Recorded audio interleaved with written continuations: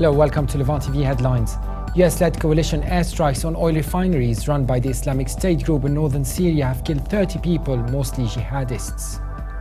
The US military's top officer, General Martin Dempsey, has landed in Baghdad as Iraqi forces battle the Islamic State group in the largest operation to date against the jihadists. Egypt has temporarily opened a crossing with the Gaza Strip, allowing students, patients seeking medical care, and dual nationals to leave the territory for the first time in nearly 2 months.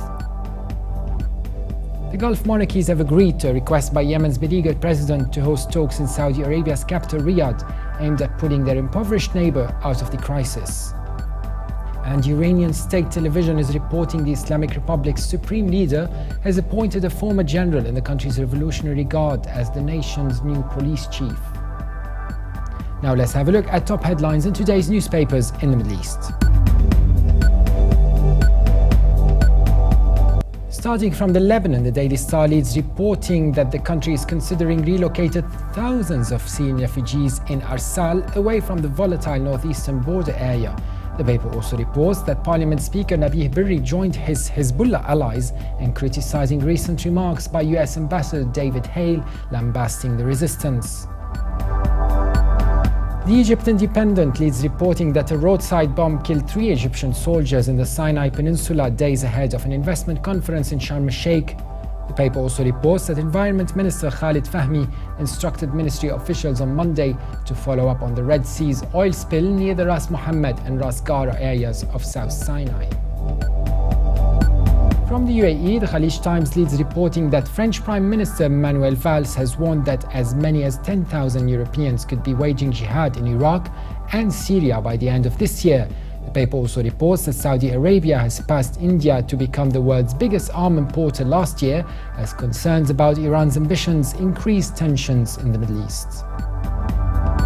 And now papers here in London. The Independent leads its Middle East news section reporting that 3 missing British schoolgirls who fled the UK to join ISIS are believed to have crossed into Syria and are staying in Raqqa. They're now apparently in a house that is owned or controlled, or at least hosted by a British girl who had been in contact with them through the internet and had brought them through Turkey and into Syria.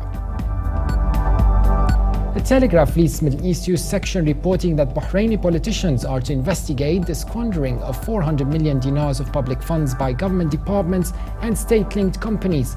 The $1 billion plus would represent a significant proportion of the kingdom's gross domestic product, pegged at $34 billion by the International Monetary Fund last year, at a time when the oil-producing Gulf Arab states' finances are under increased pressure because of a fall in crude oil prices. The Guardian leads Middle East news section reporting that tens of thousands of Israelis attended a rally in Tel Aviv's Rabin Square to call for the Prime Minister Benjamin Netanyahu to be replaced in elections later this month. Organized under the banner, quote, "Israel wants change," unquote, and dubbed an anti-Netanyahu event, the rally was headlined by former Mossad chief Meir Dagan, who told the crowd Israel is facing the worst leadership crisis in its history. And now papers from the world.